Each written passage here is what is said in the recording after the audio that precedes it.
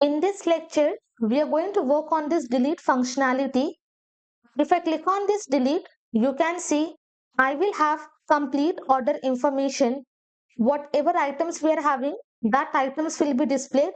And also here, we will have different status. So to work on this update functionality, first we are going to fetch update order status API. I will come to editor.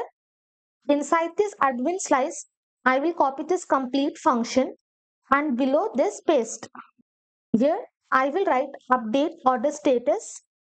Function name I will pass update order status. Action type I will be passing update order status, and while updating order status, let me come here. What all data we need? I will click on this. We need order ID as well as we need order status. So here I will come. Inside this, I will be passing order ID and also I will be passing status. And for this status, we will have different values like processing, delivered, shipped, etc. Now this status value we are going to get from the user. Here I will be writing const variable. I will pass config. Inside this, I'm just going to pass headers where I will be passing content type to be application JSON. Content type for which I'm just going to pass application JSON. So in this way, we are going to create the variable config, and here in place of this delete request, what we have to pass? We have to pass put request. I will be passing put.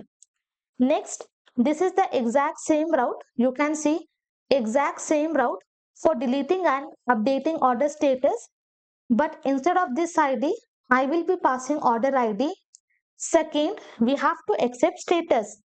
And inside status, we can have multiple values. So inside the object, we will be passing status. And finally, third, we are going to pass config. And from this function, we will return data.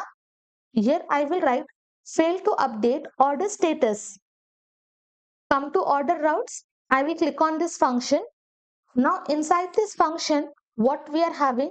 We are having success to be true and we are having this updated order. So inside this admin slice, I will pass order for which I'm just going to assign empty object. Now scroll down, copy this complete builder and inside this paste. Here I will write fail to update order status. Then inside pending and rejected, we don't have to change anything. I will change the function name update order status. Copy, paste and paste. Then next, inside this fulfill case, I will access success and also I'm just going to access order.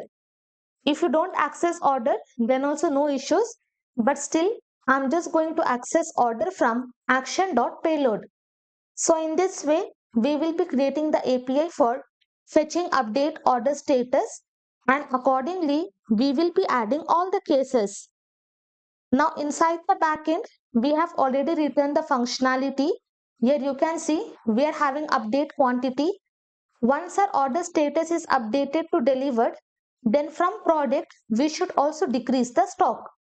So that we are going to see in the output. But here inside this update quantity, if you see, we are returning new error.